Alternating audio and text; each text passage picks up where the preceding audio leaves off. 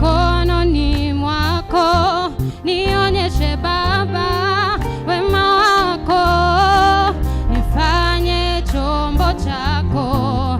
Minaomba, naomba Baba, mie naomba, sikudhani mimi ningekupa we huzuni kiasi hicho, dhambi nyingi, machozi ya kutoka we.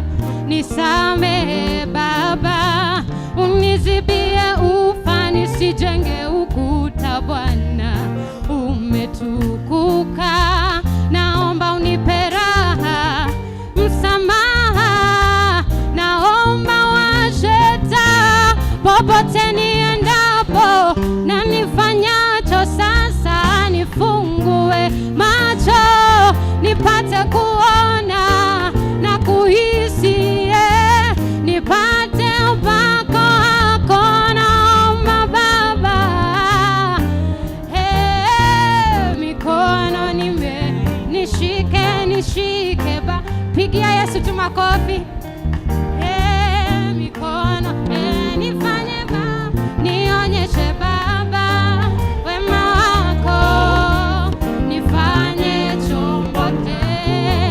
Minaomba, naomba Baba, mie naomba,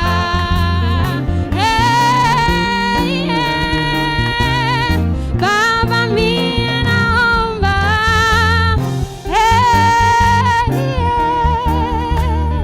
Baba, mie naomba. Amen. Can you celebrate her? Come on, let's put our hands together for gifts. Thank you so much. Hallelujah. Asante sana gift. We can appreciate gift better to encourage her.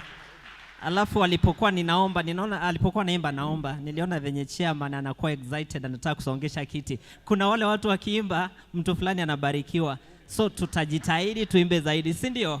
God bless you so much. I want to take this opportunity again to ask our brother Ibra to do one more song. See, to appreciate. Thank you.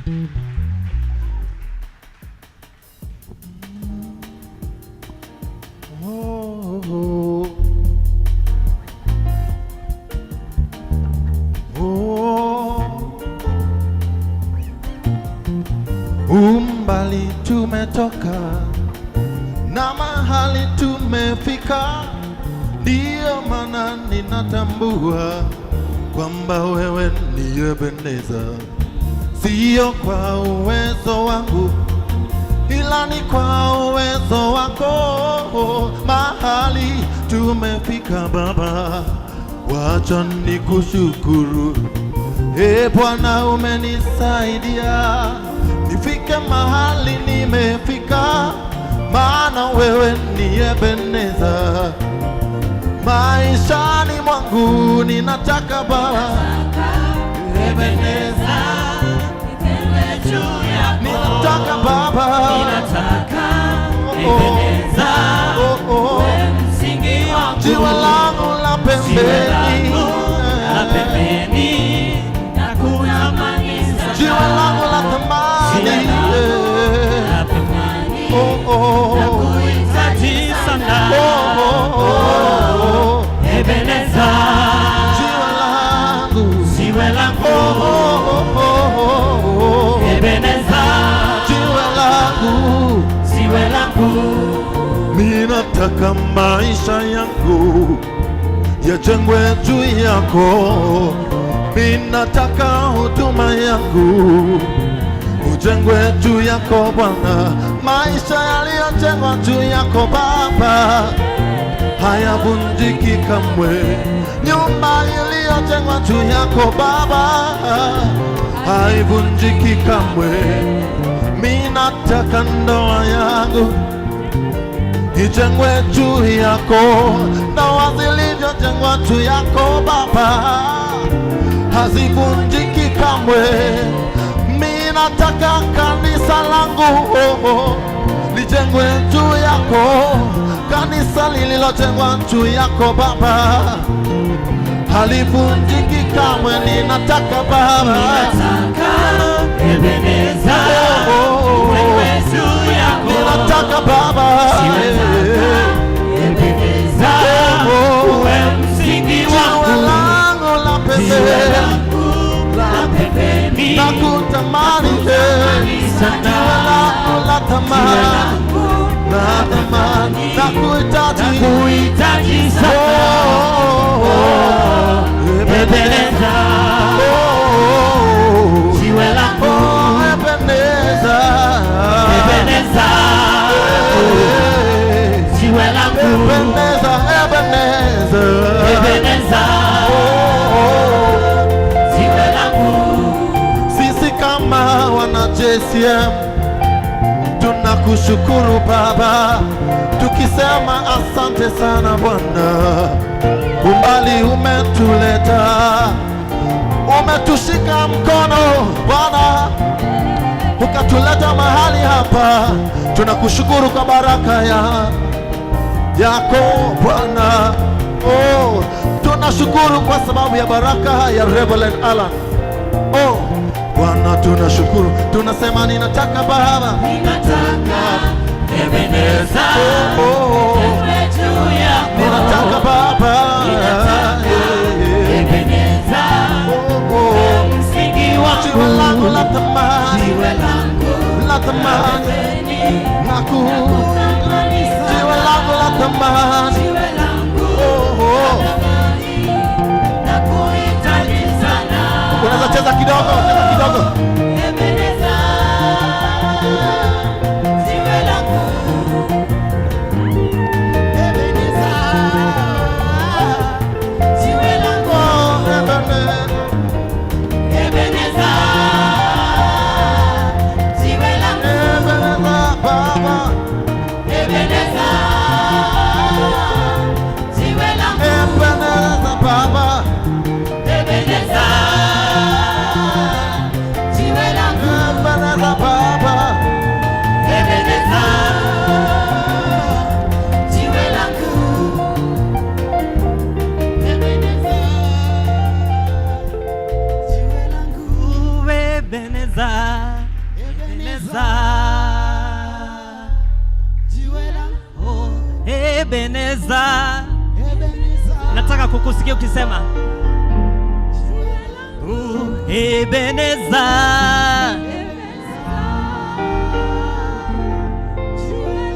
Thank you so much for that wonderful song. Asante sana Ibra, God bless you. Now I want you to help me, because of the interest of time. Put your hands together as we invite once again our brother Linton to take us through the face that is before us. Put your hands together once again until he reaches here. Celebrate him as he comes. Thank you so much. Wapi makofi ya our hosts for today tafadhali. Piga makofi tafadhali.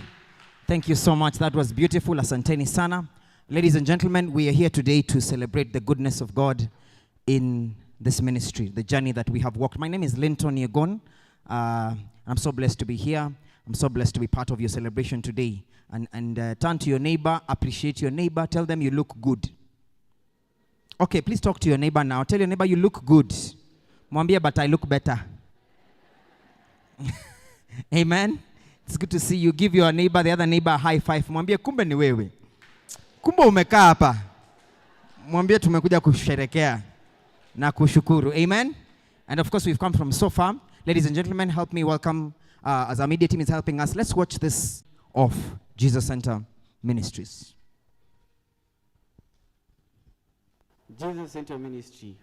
Jesus Center Ministry was officially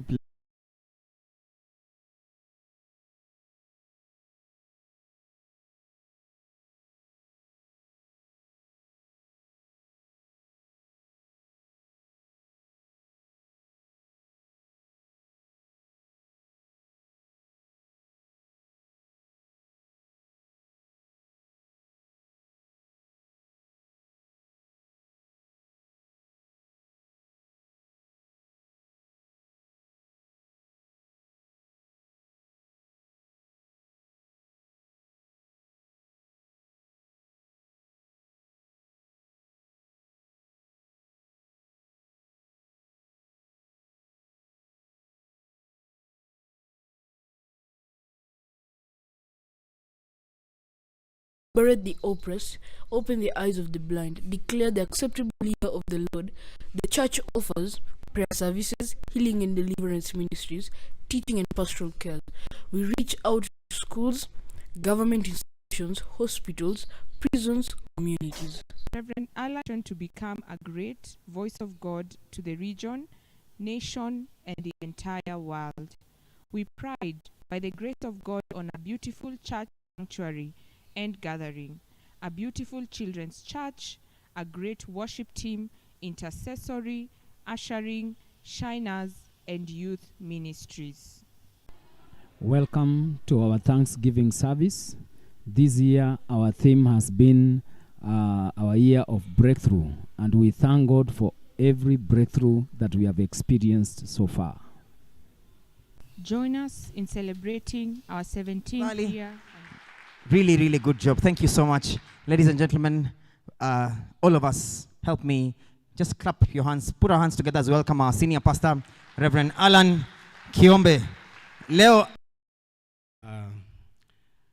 Alan Kiombe, the person. Number one, I am a Christian, born again. Yes, sir. I've received Jesus Christ as my Lord.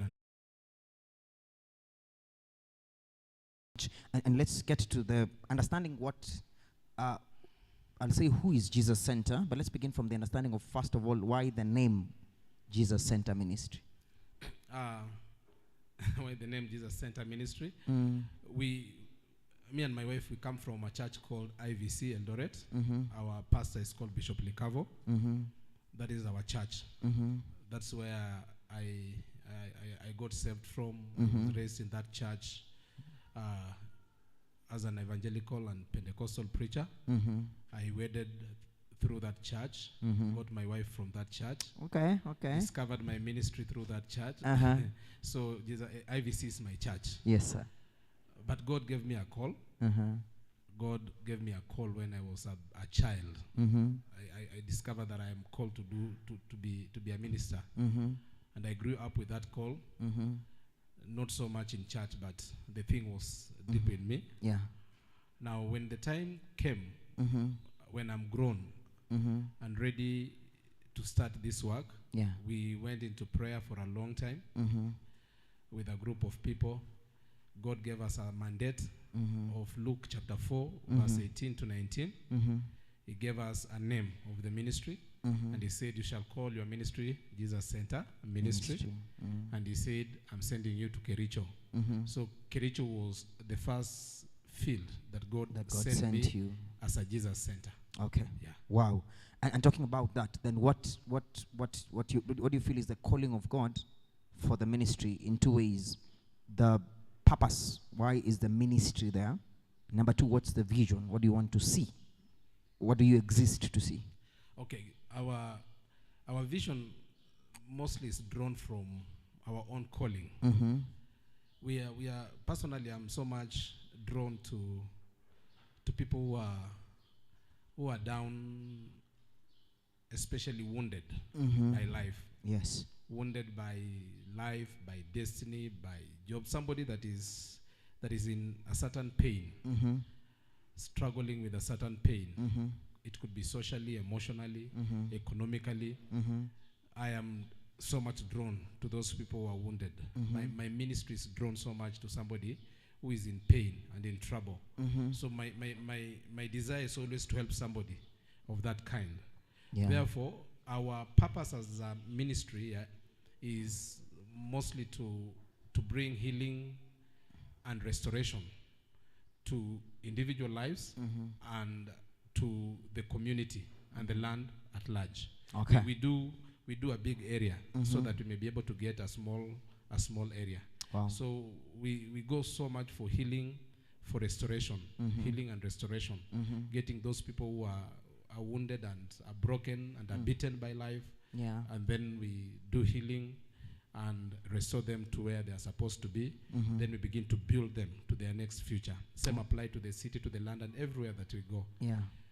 But our vision for the church, Yeah. our main vision, is to see people living a glorious life, the life that God created for them, Amen. free from the struggles and pain and depressions of life into that life of glory.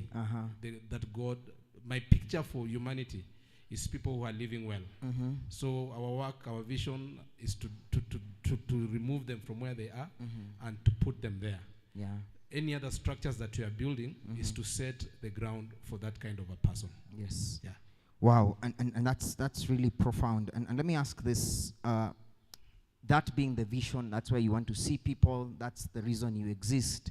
I know it's not been easy. We were singing tunasema ijawa rahisi.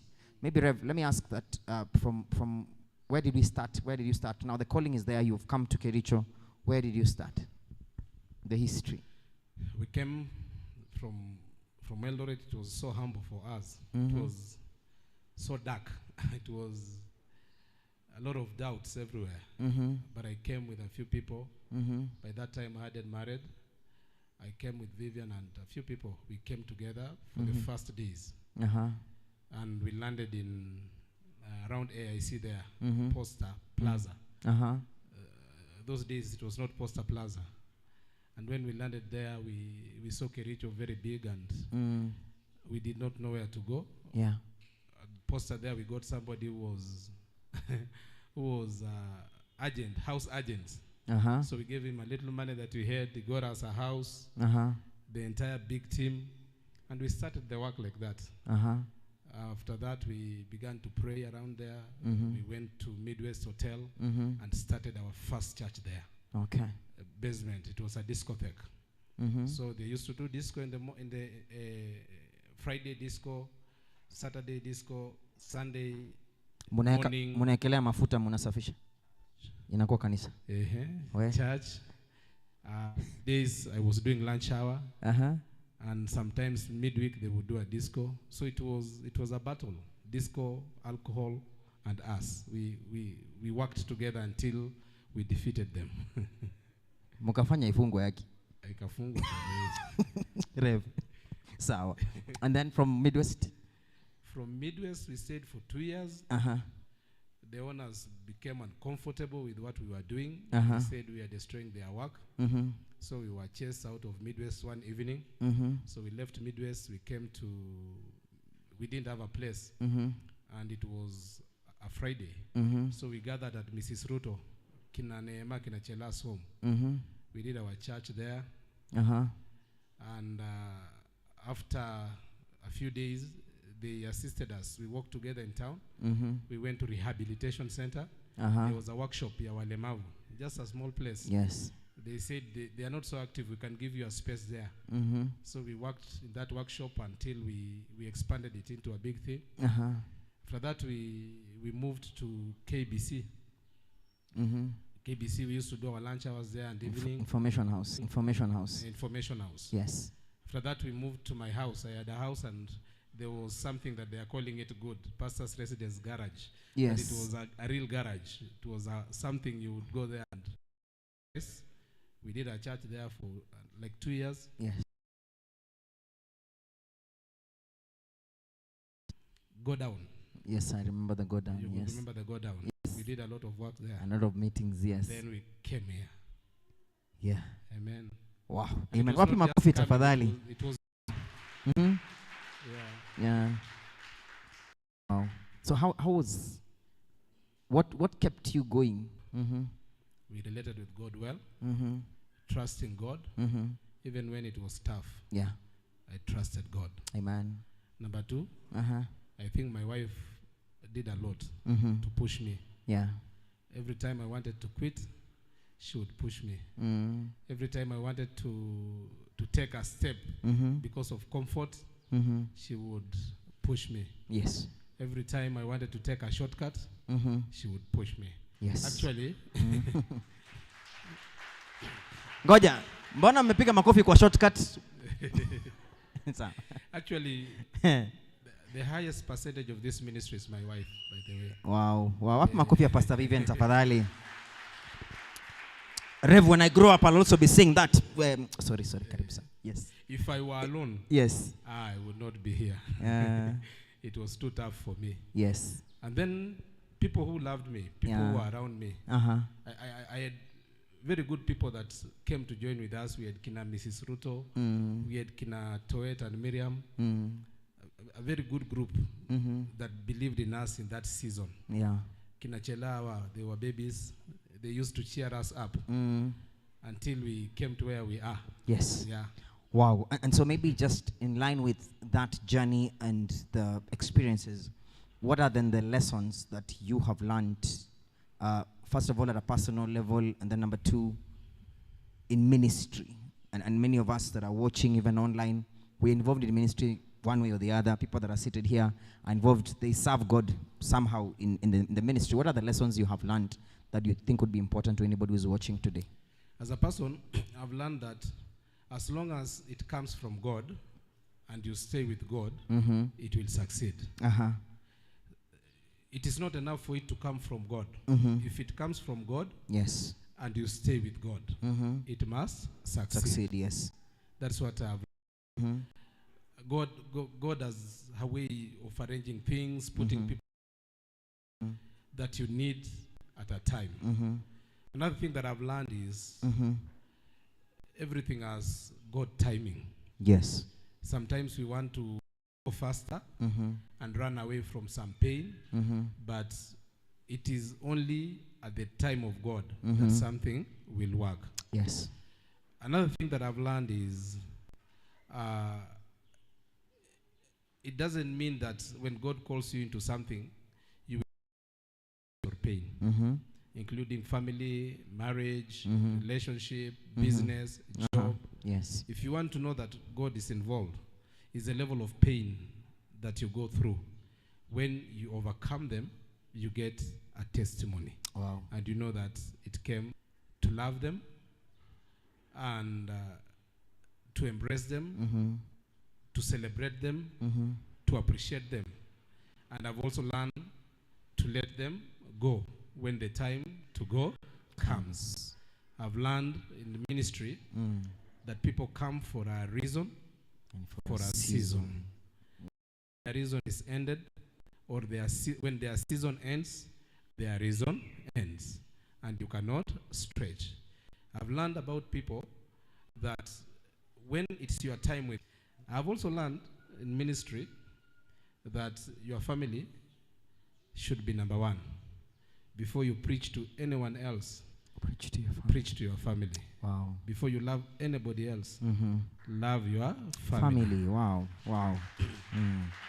Because there are times you don't have members. You only have your family. Yes. When all members have gone away to where they are coming from, you have your family remains. Yes. They are permanent members of your church. Wow. So for everyone that is here, even if you are doing business, your number one should be your family. Yes. Your child, your spouse, your parent, those people that you have some blood together with them. Others come to benefit from the overflow that God has given you for your family. Okay. Wow. Wapi makofi tafadhali. And those are lessons, Rev, I'm sure you have learned for some of us on behalf of other people. They don't have to go through that experience to be able to learn those lessons. And of course, we talk about the good. What has been the highest moment? The